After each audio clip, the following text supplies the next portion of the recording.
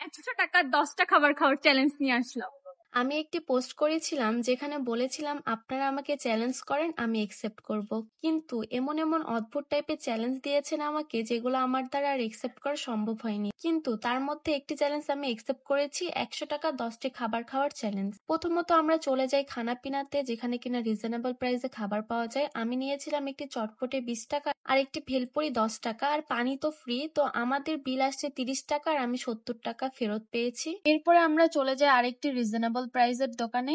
1 টাকা বেগুনি পাস, সিঙ্গারা pass, Puri pass, রসুন পাস, কিমা পেঁয়াজু পাস, ডিম চপ পাস, চটপটি 30, শিক কাবাব 30।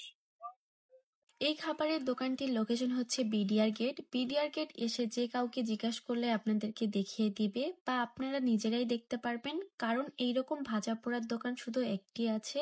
আর কি কি পাওয়া যায়, কোনটির দাম কিরকম ভাইয়া তো বলেই দিল।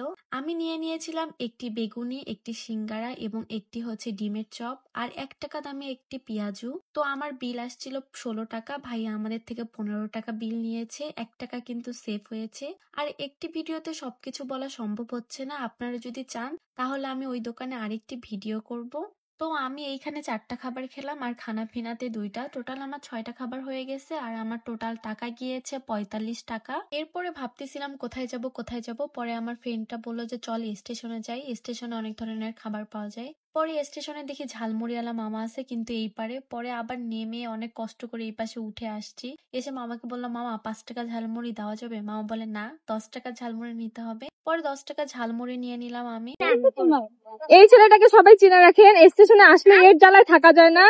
এ খুব বিরক্ত করে, সবসময়ের মতো বিরক্ত করে। কোনো পুলিশ প্রশাসন থাকলে এর কাছে ধরবেন।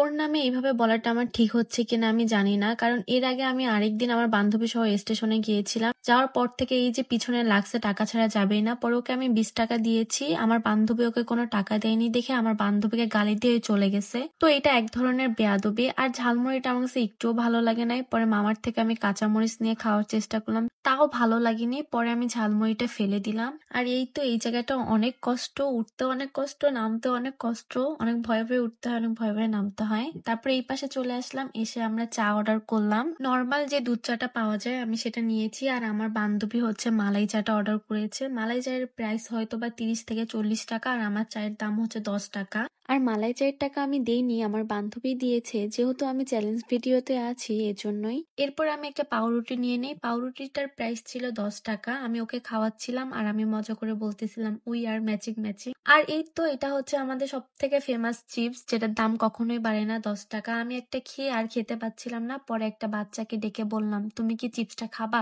বলে কি হ্যাঁ। পরে ওকে আমি চিপসটাই দিয়ে দিলাম। এরপর আমি নিয়ে নিলাম মোজো, যেটা প্রাইস ছিল 20 টাকা। আর আমি নিয়ে নিয়েছিলাম 2টা পালস। 2টা পালস আমার থেকে নিয়েছে 5 টাকা। আর পালস কিন্তু আমি লাইভে খেয়েছি। তো আমি 100 টাকায় টোটাল 12টা খাবার খেতে পেরেছি। আর আজকের ভিডিও এইটুকুই। সবাই ভালো থাকবেন, আল্লাহ হাফেজ। ফাইনালি আমাদের চ্যালেঞ্জ ডান। টাটা।